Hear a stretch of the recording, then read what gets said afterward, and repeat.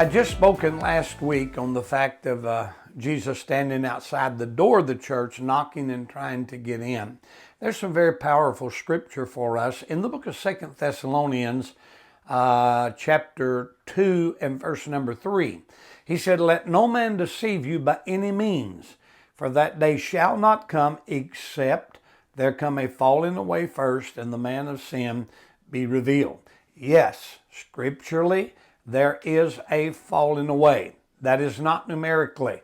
There's some of the biggest, largest churches on the globe today that run more people. But what he's talking about is a spiritual laxing here, that there will be a falling away. The spiritual tide will drop. But I don't want to just stay on that particular subject about a falling away. It scripturally exists, or God would have never said it. But I want to calculate on something and just pinpoint something scripturally. At the same time, the Bible speaks about a falling away. He speaks about an outpouring of the Spirit of God. That's in Acts chapter 2. Acts chapter 2, verse number 17. He said, "It shall come to pass in the last days." He timelines this.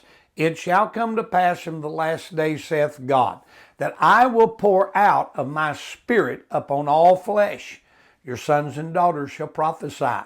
Young men shall see visions. Old men dream dreams. On my servant, on my handmaid, will I pour out in those days of my Spirit, and they shall prophesy." And then he said, it goes into talking about a tribulation period.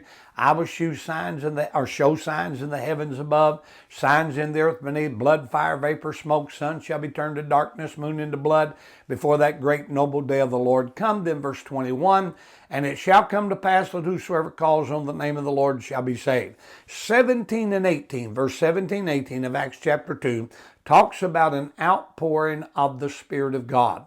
Verse number 19 and 20 depicts and summarizes some of the tribulation period. Then verse number 21 talks about people being saved during that time. But here's my challenge for this today. Scripture does talk about it falling away, but at the same time, it talks about an outpouring of the Spirit of God. That's not a contradiction in the Scripture. It's not contradicting itself. It's simply giving us a choice. Hebrews chapter 13 and verse 8 said, "Jesus Christ, the same yesterday, today, and forever." What does that mean? If He got you through yesterday, He kept you through today, He'll get you through tomorrow. He's the same yesterday, today, and forever. This also means that the same Spirit that Grandma felt, the same Spirit that Grandpa felt 50 years ago, is the same Spirit that is alive here today. I don't know about you, but I've made my mind up where I'm going to stand on this. I'm going to have God.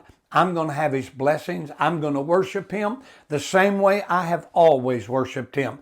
I'm not going to be capitalizing on the fact there is a falling away. And yes, there is a falling away.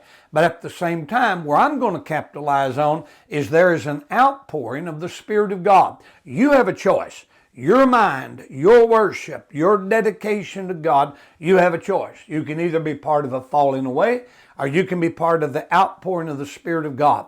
I hope and pray that we have a move of God this year like we hadn't seen in a long, long time. It can happen. It will happen if more people make their mind up to love God with all of their heart. Blessings on you. Seek the Lord and let Him be Lord to you.